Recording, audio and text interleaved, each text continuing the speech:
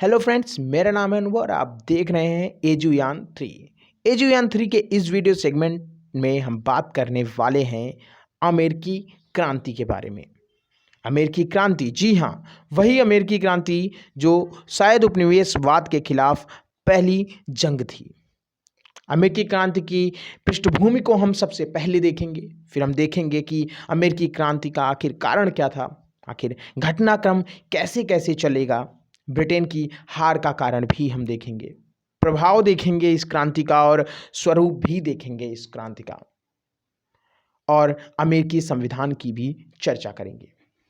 आखिर अमेरिका का नाम अमेरिका किसके नाम पर पड़ा, तो सबसे पहले यह जानकारी दे दूं कि अमेरिगो वेस्पुसी के नाम पर अमेरिका का नाम पड़ा।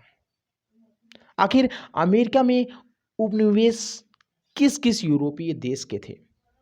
जब हम इस बारे में चर्चा करते हैं तो हमें समझ में आता है कि हॉलैंड, स्पेन, फ्रांस और ब्रिटेन ऐसे यूरोपीय देश थे जिन्होंने अमेरिका के भीतर अपने उपनिवेशवाद की नीति को रखा था। 1776 में अमेरिकी क्रांति का एक दौर दिखाई देता है। 1776 में ही अमेरिकी क्रांति हमारी प्रारंभ होती है। आगे चल के 1789 में आज़ादी के बाद जो है संविधान भी बनता है, और हम यहाँ पर इस वीडियो में ये भी बात करेंगे गृह युद्ध कैसे प्रारंभ होता है, उसका क्या परिणाम होता है, उसमें लिंकन की भूमिका भी देखेंगे, यानी 1861 से 65 का वो दौर भी हम देखेंगे। बात करें अगर अमेरिका में उपनिवेश की, तो फर्स्ट उपनिवेश जो था वो वर्जीनिया बना था और जो लास्ट था वो जॉर्जिया बना था। क्या हम बात करें कि कैसे, आखिर ऐसा क्या था जो अमेरिकी क्रांति हुई, उसके बारे में अगर एक पॉइंट सेंटर किया जाए तो हमारे सामने ध्यान आता है 1863 का वो समय, जिसके जस्ट पहले तक, 1863 के जस्ट पहले तक जो ब्रिटेन की नीति थी वो बिल्कुल ही नर्म थी अमेरिका के लिए। लेकिन अचानक से 1863 के बाद ये नीति इतनी कठोर कैसे हो गई? अमेरिकी क्रांति के कारण की भी चर्चा करते हैं, इसी लगे हाथ। अमेरिकी क्रांति में जो मुख्य कारण में पहले नंबर पे आता है वो आता है वहाँ के कृषक वर्ग, वहाँ के व्यापारी वर्ग और धार्मिक स्वतंत्रता चाहने वाले लोग। दूसरे नंबर पे जो भूमिका नजर आती है वो आती है कुछ प्रबुद्ध लोगों की, जैसे टॉमस पेन जिन्होंने मूल अधिकारों की बात की, जैसे जेफरसन जिन्होंने घोषणा पत्र का निर्माण किया, संविधान के घोषणा पत्र का निर्माण किया, स्वतंत्रता घोषणा पत्र का निर्माण किया, जो भी आप बोल लीजिए। उसके बाद ओटिस की भूमिका नजर आती है। यही नहीं, यहाँ पे जो तीसरे कारण के रूप में उभर कर आता है, मेरे को तो सबसे ज्यादा इंपॉर्टेंट कारण यही लगता है, वो है वहां पे एक खराब शासन व्यवस्था। आखिर सोचने की बात है कि आखिर जहां पे गवर्नर है, जहां पे कार्यकारी परिषद है, जहां पे विधायिका है, आखिर वहां पे हम कैसे बोल सकते हैं कि व्यवस्था खराब है? लेकिन हाँ, व्यवस्था खराब है। कारण है वहां पे जो विधायिका थी वो तो लोगों की विधायिका थी, वो तो अमेरिका की विधायिका थी, लेकिन जो कार्यकारी परिषद और गवर्नर थे वो हमारे बात करें तो ब्रिटेन के थे। हम आगे बढ़ें तो वहां पे देखने को मिलता है सप्तवर्षीय युद्ध। यही सप्तवर्षीय युद्ध ही हमें दिखाएगा कि 1863 के बाद ही अमेरिका की नीति क्यों चेंज हुई, क्योंकि ये सप्तवर्षीय युद्ध कोई अमेरिका से ब्रिटेन का नहीं हुआ था। ये सप्तवर्षीय युद्ध था ब्रिटेन वर्सेस फ्रांस, जिसमें ब्रिटेन जीत तो गया, लेकिन ब्रिटेन इतनी ज़्यादा आर्थिक स्थिति उसकी दयनीय हो गई, उसकी संरचना इतनी बिगड़ गई कि उसने अब अमेरिका के प्रति अपने सोशल का शिकंजा को कसना स्टार्ट कर दिया। और यही कारण है कि 1756 से 1756 से लेकर के 1763 तक चला ये जो सप्तवर्षीय युद्ध है ना, ये जो सप्तवर्षीय युद्ध है, यही सप्तवर्षीय युद्ध बनता है अमेरिका में उसकी कड़ी नीतियों को लागू करने का, और यही सप्तवर्षीय युद्ध ही जो है चेंज कर देता है अचानक से ब्रिटेन की नीतियों को। मैं आपको बता दूं, अगर वीडियो में मैंने कहीं 1863 की जगह 1763 की जगह 1863 बोला हो, 1789 की जगह 1889 बोला हो, तो उसके लिए मैं माफ़ी चाहूँगा। आई थिंक नहीं बोला होगा, पर मेरे दिमाग में अभी आगे बढ़ते वक्त ये वहम आ रहा है, तो मैं बोल दिया। आगे चल के जॉर्ज तृतीय को हम देखते हैं। ब्रिटेन का राजा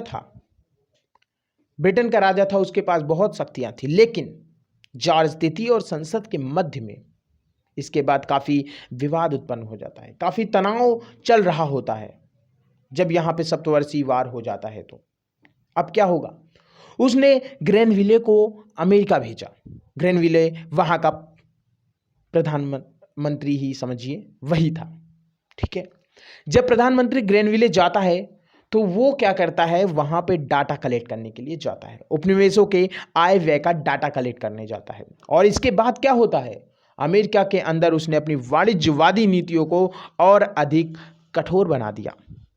औपनिवेशिक आर्थिक कानून, ये नाम सुनकर ही अमेरिकी वासियों की रूह कांप जाती, क्योंकि इसके बाद क्या था, ब्रिटेन ने अपनी ऐसी नीतियां लगाई कि पूछिए मत। अन्य देश जो भी चीज़ें तटों पर लाते थे उसके लिए वो भारी टैक्स लगाने लगा। उसने नौ परिवहन कानून बनाया जिसके तहत अमेरिकी वासी सिर्फ ब्रिटेन के जहाज़ों का प्रयोग कर सकते थे। अमेरिकी लोग सूती कपड़ा नहीं बेच सकते थे, उद्योग नहीं कर सकते थे, और जो भी तंबाकू, गन्ना या फिर उसके बाद हम चीनी बोल दे, कपास हो गया, इन सब को वो सिर्फ और सिर्फ ब्रिटेन को बेचेंगे, सिर्फ ब्रिटेन को निर्यात करेंगे। शुगर एक्ट 1964 भी इसी में हमें देखने को मिलता है, जिसमें उन्होंने ये जो चीनी बनाने के लिए जो सीरे वगैरह होते हैं, ठीक है, ये भी इन सब का ये सब पूरा यूज किया उसने शराब इंडस्ट्री में, क्योंकि अमेरिका शराब के लिए काफ़ी एक एपी सेंटर टाइप माना जाता था। उसके बाद हम बात करते हैं 1770 में बोस्टन हत्याकांड के बारे में। 1770 में बोस्टन में एक हत्याकांड होता है और उसके पश्चात 1773 में सैमुअल एडम के नेतृत्व में बोस्टन टी पार्टी की घटना घटित होती है। बोस्टन टी पार्टी कोई पार्टी नहीं थी, था क्या कि यहाँ पे अमेरिकियों ने बोस्टन के पोर्ट पर जा कर के जो वहाँ से चाय आ रही थी ब्रिटिश की, उसको पानी में गिरा दिया। फिर क्या था, बोस्टन बंदरगाह को ब्रिटेन ने बैन कर दिया। आगे की घटना आती है 1773 के बाद हम 1774 में चलते हैं, जहाँ पे प्रथम महाद्वीपीय सम्मेलन होता है। ये प्रथम महाद्वीपीय सम्मेलन उन्हीं 13 उपनिवेशों का होता है जो यूरोप के द्वारा स्थापित किए गए थे।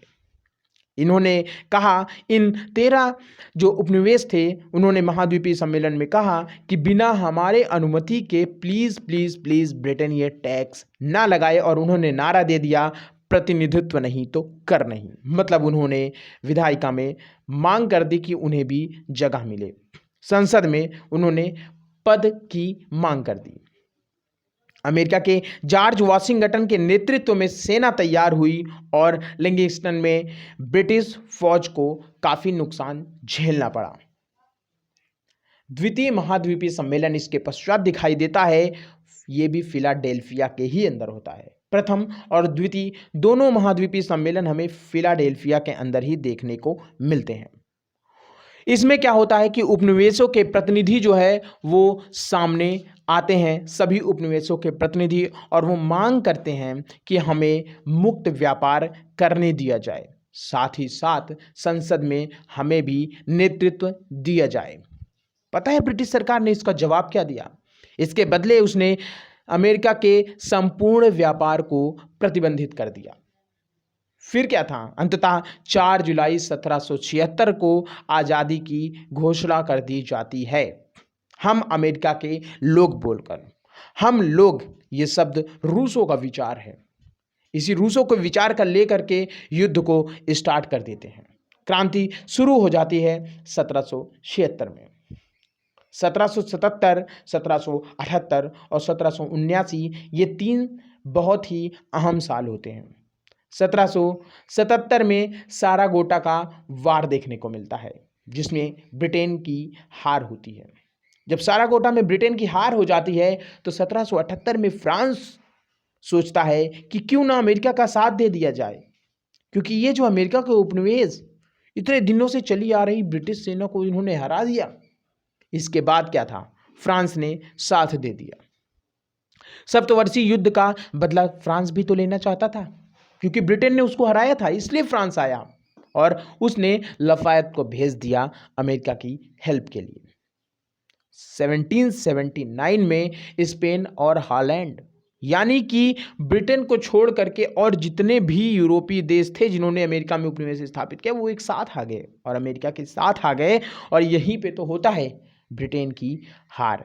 1783 में अंततः आज़ादी हो जाती है, जो कि ब्रिटेन के द्वारा अमेरिका की आज़ादी 1783 में स्वीकार कर ली जाती है। आखिर ब्रिटेन की हार का कारण क्या था?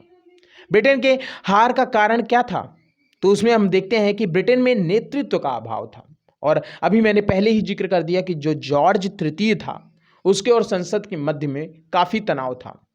साथ ही साथ अमेरिका की भौगोलिक स्थिति देखा है आपने, कैसी कैसी भौगोलिक स्थिति है, कैसे कैसे माउंटेन है वहाँ पे, मैकेंजी जैसे माउंटेन है वहाँ पे माउंटेन्स की उपस्थिति जो थी उसने गोरिल्ला वार युद्ध को प्रोत्साहित किया।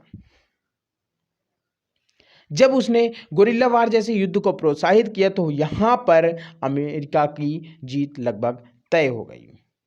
साथ ही साथ अमेरिका के साथ तो कई और देशों का साथ था, तो अमेरिका जीत की ओर बढ़ गया। और इसके बाद जो है यहाँ पे प्रथम राष्ट्रपति जॉर्ज वाशिंगटन दिखाई देते हैं। आगे चल के ब्रिटेन से अमेरिका बहुत दूर था, यह भी एक कारण हम देखते हैं, जिसकी वजह से संचार टाइम टू टाइम नहीं हो पाता था, सूचनाओं में देरी होती थी। आखिर अमेरिका की क्रांति का प्रभाव अमेरिका पर, ब्रिटेन पर, फ्रांस पर, भारत पर क्या पड़ा, इसके बारे में भी हम चर्चा करेंगे, लेकिन उससे पहले हम अमेरिकी संविधान के बारे में चर्चा करेंगे। अमेरिका में गणतंत्र की स्थापना होती है, शक्ति पृथक्करण का सिद्धांत अपनाया जाता है।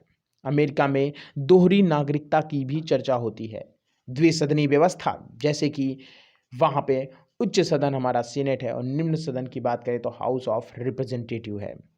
धर्मनिरपेक्ष राज्य की स्थापना हुई, बिल ऑफ राइट्स की बात की टॉमस पेन ने, जिसके बारे में जिक्र किया था, और प्रस्तावना का भी प्रयोग किया गया। आखिर ब्रिटेन पर इसका क्या प्रभाव पड़ा?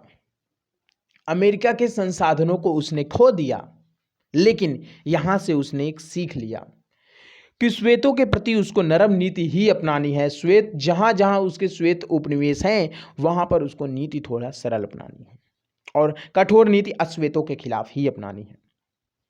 साथ ही साथ अमेरिकी क्रांति जो थी वो वणिकवाद के खिलाफ एक विद्रोह के तौर पर नजर आती है। मुक्त व्यापार ब्रिटेन में भी पॉपुलर हो जाता है। भारत पर इसका क्या प्रभाव पड़ा? अरे भारत पर तो इसका बहुत बड़ा नकारात्मक प्रभाव पड़ा। भारत पर इसके बाद ब्रिटेन ने कठोर नीति अपना ली और अपना शिकंजा और कस दिया। भारत की एकजुटता को रोक दिया। टीपू सुल्तान जैसे महान शासक का उसने हत्या कर दिया। 1784 में पिट्स इंडिया एक्ट के द्वारा बोर्ड ऑफ कंट्रोल की स्थापना कर दी, जिसका राजा जो था वो उसका प्रतिनिधि होता था। आखिर अमेरिकी क्रांति का स्वरूप क्या था? जैसे हम भारत में बात करते हैं ना, 1857 की क्रांति के ऊपर काफ़ी विचारकों, काफ़ी लोगों ने अपनी बात कही कि ये क्रांति ये थी, ये क्रांति ऐसी थी। वैसे ही अमेरिका की क्रांति के बारे में भी सुनाई देता है। पहला हमारा प्रश्न है कि क्या अमेरिकी क्रांति एक मध्यवर्गीय क्रांति है? जी नहीं। मध्य वर्ग, पहले तो मैं बता दूं, ये बुजुर्गा वर्ग होता है, यानी पूंजीपति, व्यापारी और भूपति। जो लोग कहते हैं कि नहीं, सिर्फ मध्य वर्ग की क्रांति नहीं थी, उनका एक पक्ष होता है। उन्होंने अपने पक्ष में कहा महिला, बुजुर्ग, एवरी एज के लोग इसमें रहते हैं, और सिर्फ बुजुर्गा वर्ग नहीं, हर वर्ग के लोग रहते थे। कृषक वर्ग के भी लोग हैं इसमें, सब हैं, ठीक है।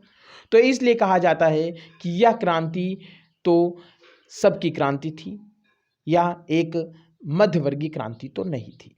समीक्षा होगी, केवल नेतृत्व के आधार पर मध्यवर्गीय क्रांति नहीं कह सकते। नेतृत्व किया होगा शायद बुजुर्गा वर्ग ने, लेकिन पूरी तरह से उनकी क्रांति कही जाए यह सही नहीं।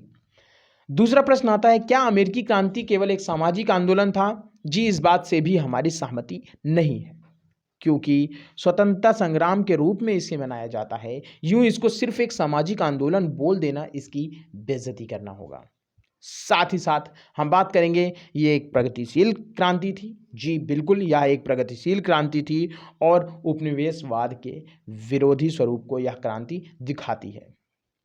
अमेरिका में औद्योगिक क्रांति होती है, बाजार, कच्चे माल, इन सब की पूर्ति हेतु अब अमेरिका को खुद उपनिवेश स्थापित करने की जरूरत पड़ गई और अमेरिका खुद ब्रिटेन के नक्शे कदम पर चला गया। आखिर अमेरिकी संविधान जो बना, क्या वो संविधान अच्छा था? क्या वो संविधान बेहतर था? आइए उसके बारे में भी थोड़ी चर्चा कर लेते हैं। जी, पहला पॉइंट की बात हम करेंगे तो हम करेंगे कि संघ की शक्ति को लेकर के यहां पर मतभेद था। जेफरसन, जिन्होंने घोषणा पत्र बनाया, उनका कहना था कि केंद्र की शक्ति को कम होना चाहिए। हैमिल्टन का कहना था कि संघ को कमजोर होना चाहिए। लेकिन जेफरसन की बात को माना गया और केंद्र की शक्ति को कमजोर रखा गया। बात आती है दास प्रथा। दास प्रथा चलती रहेगी, ये उसके संविधान में था, दास प्रथा चलती रहेगी। सबको मताधिकार नहीं दिया जाएगा, ये भी कहा गया। साथ ही साथ चार्ल्स बेयर्ड ने एक स्टेटमेंट दिया कि अमेरिका का जो संविधान है वह सिर्फ एक आर्थिक दस्तावेज है, किंतु ऐसा नहीं है, यह तो राष्ट्र की भावना से प्रेरित थी। ऐसे में अमेरिका ने उनको भगा दिया, या कह सकते हैं कि चार्ल्स बेयर्ड को अमेरिका छोड़ना पड़ा इस स्टेटमेंट के बाद। और एक जो कमी सबसे बड़ी नज़र आती है वो है, अमेरिका जो था वो पूर्ण लोकतांत्रिक नहीं था।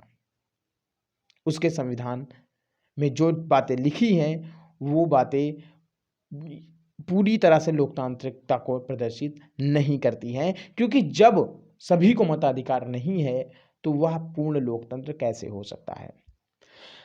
यहां पे हमने अमेरिकी क्रांति के बारे में पूरी बात कर ली, लेकिन अभी जो इससे जुड़ी, जो अमेरिकी क्रांति को आगे चलकर भी कंटिन्यू रखती, वो है अमेरिकी गृह युद्ध।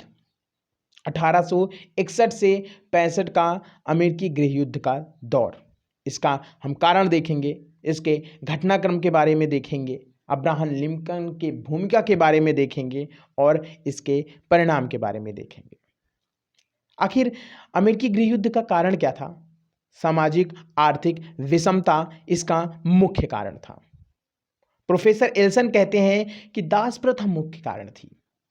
आखिर हम यहाँ पे क्या था ना कि उत्तरी राज्यों की जो अर्थव्यवस्था थी वो लौह इस्पात, जहाज रानी, इन पर निर्भर थी, लेकिन वहीं पे जो दक्षिणी राज्य थे, कृषि, बागान, इन पर निर्भर थे, जिसके लिए उन्होंने दास को अपनाया। ब्रिटेन को वो अपना कपास बेचते थे, दास प्रथा को इसलिए उन्होंने अपनाया। उत्तरी राज्य जो थे, केंद्र सरकार से बोले कि ब्रिटेन के ऊपर रोक लगाओ, वो हमारे बाजारों को नष्ट कर रहा है। केंद्र ने रोक लगा दिया, केंद्र ने रोक लगा दिया ब्रिटेन के व्यापार के ऊपर, ब्रिटेन के द्वारा जो सामानों का निर्यात होता था।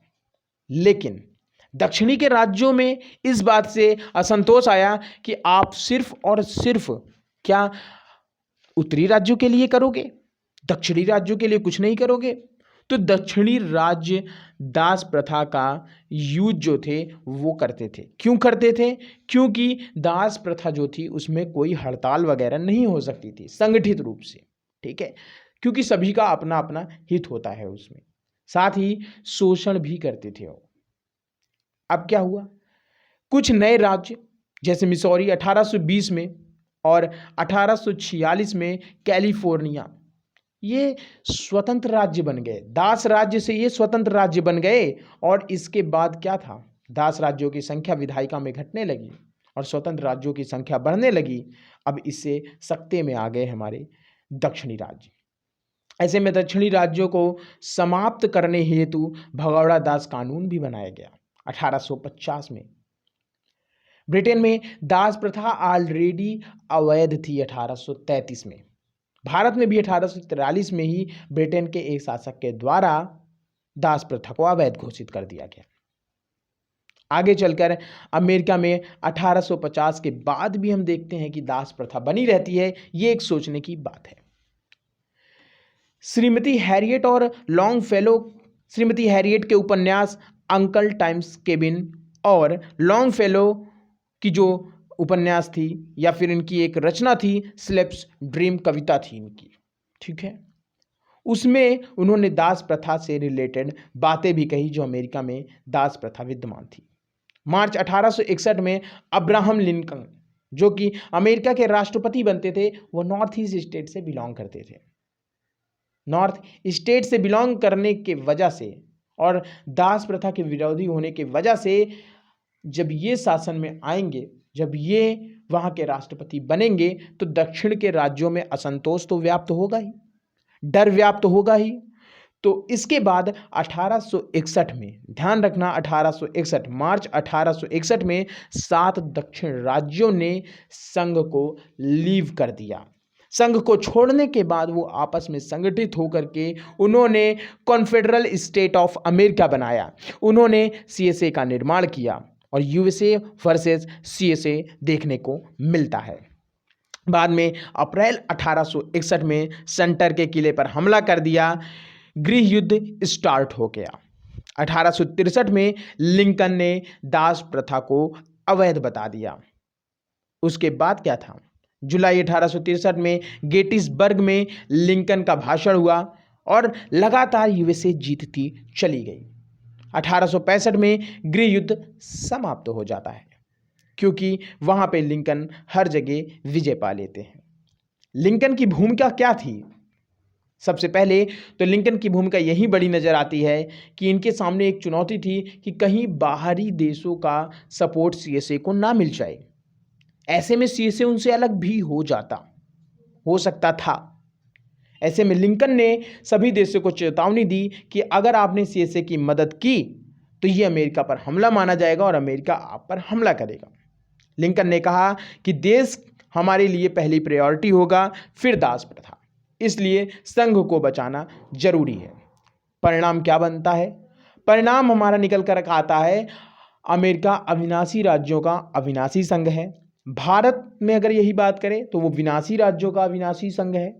दास प्रथा यहाँ पे समाप्त हो जाती है, दासों को बाद में मताधिकार भी मिलता है, औद्योगिकरण प्रारंभ हो जाता है, मशीनीकरण प्रारंभ हो जाता है, संचार बढ़ जाता है, साथ में निगमित पूंजीवाद आ जाता है, मल्टीनेशनल कंपनीज यहाँ पे स्थापित होने लगती हैं। ऑयल के क्षेत्र में रॉकफेलर कंपनी आती है, साथ में लोहे के क्षेत्र में कार्नेगी फैमिली यहाँ पे उभर करके आती है। तो ये था अमेरिकी गृह युद्ध और अमेरिका की क्रांति का संपूर्ण विस्तृत चर्चा। आपको कुछ नहीं करना है, थोड़ा आपको अगर फास्ट लगे तो वीडियो को धीरे करना है, अपनी नोट्स प्रिपेयर करनी है, और अगर आपको इसकी नोट्स प्रिपेयर नहीं भी करनी है तो आप बस इसको इसी स्पीड में 1x की ही